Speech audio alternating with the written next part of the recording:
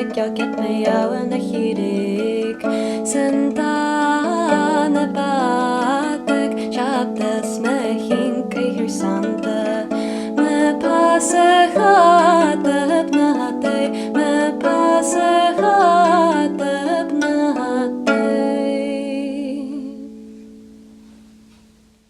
This is a fascinating poem full of symbolism and prose that is very referential to the time period it was written in.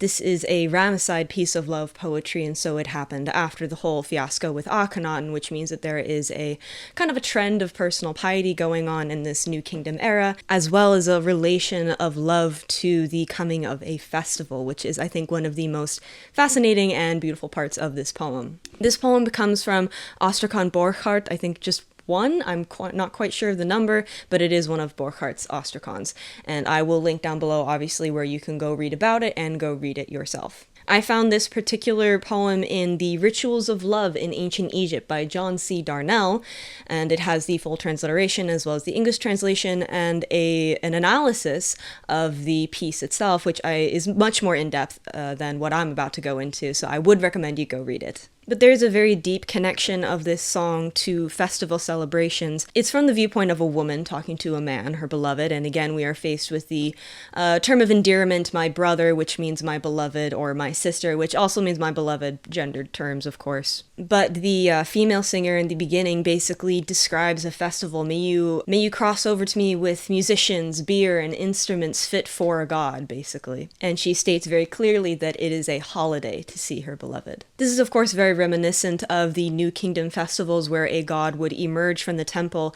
and be seen by the people of Egypt, which was their only chance usually of seeing a deity. So basically the woman is describing the sight of her beloved like the sight of seeing a deity in a festival. In the end, she literally states that she is basically giving offerings to her beloved, like offerings to a god, and that she hopes that her beloved will receive her like a god receives offerings, which is reminiscent itself of the Sechetep or Sechotep ritual, wherein a god would be given appeasement, and then the god would have to accept that appeasement. That's basically the whole ritual. By framing it as this love song, we get to see kind of two realms of things. We get to see this interaction between earthly love and divine love, and so we are able to get an idea that the people of ancient Egypt might have thought of their gods in a very loving way. And in fact, this is referenced in a few different poems where people will have a very personal relationship with a deity, where the deity wants them in return. There's this one poem where someone has written from the point of view of the goddess Taweret,